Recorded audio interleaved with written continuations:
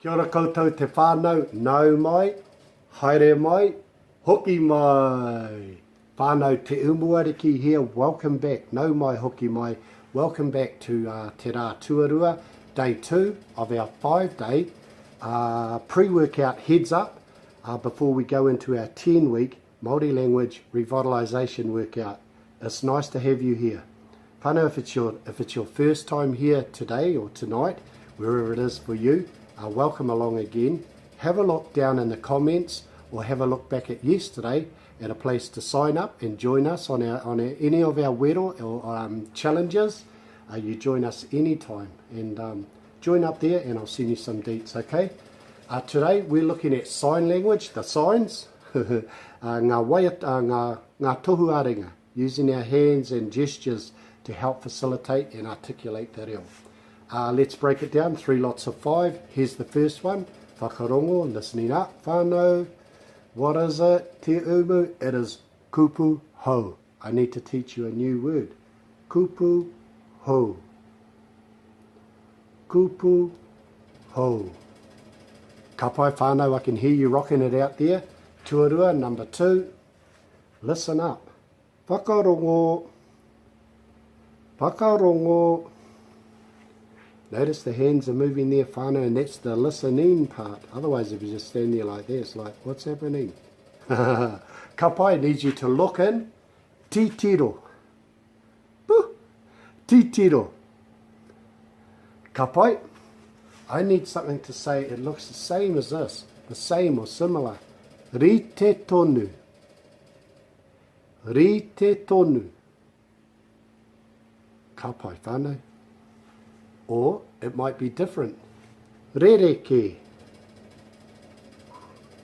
Rereke. Cool whānau, there's 5 done. Kupu ho, whakarongo, ti tiro, ri te tonu, and rereke. Ka pai whānau. You might want to ask a question of your kaiako, or you have a question to ask. Pātai tāku. Pātai tāku. Just for the record, you know if someone's onto it and they say pātai āku, means they've got plenty of questions. Watch out for those ones. Ei tarewa. Ka pai koutou. Do you understand? Do you understand that? Is that clear? Mārama. Mārama. Ka pai whānau.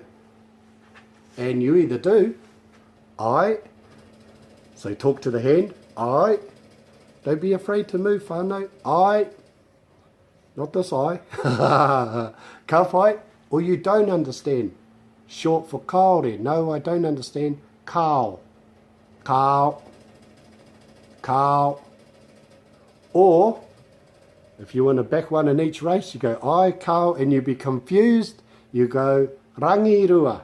Rangirua. It's like the weather. It might be hot one moment, raining the next. Rangirua. Ka pai whānau. I think that's te kau. Let's check that lot out. Pātai. Pātai tāku. Mārama. Yes, I understand. I. No, I haven't got a clue. Kao. I'm confused. Rangirua. Awesome. I know you're practicing that one at home. Awesome. Don't wear it out. Okay, we're on our last slot. I need you to speak to me after I've delivered something. I want you to reply. Kōrero mai. Kōrero mai. Cool whānau. Sometimes I might want you to say it again and rather than go kōrero mai, kōrero mai, kōrero, I'll just simply say anō, anō. Apparently that's sign language for, again, anō. Cool whānau. And then I needed to put in some random ones, so here's one. Ara. It's for namely or such as. There are 7 days of the week. E whitu ngā rā o te wiki. Ara, ko te rā tapu, ko te rāhina, ka pai. And here's another one, rānei, rānei, either or.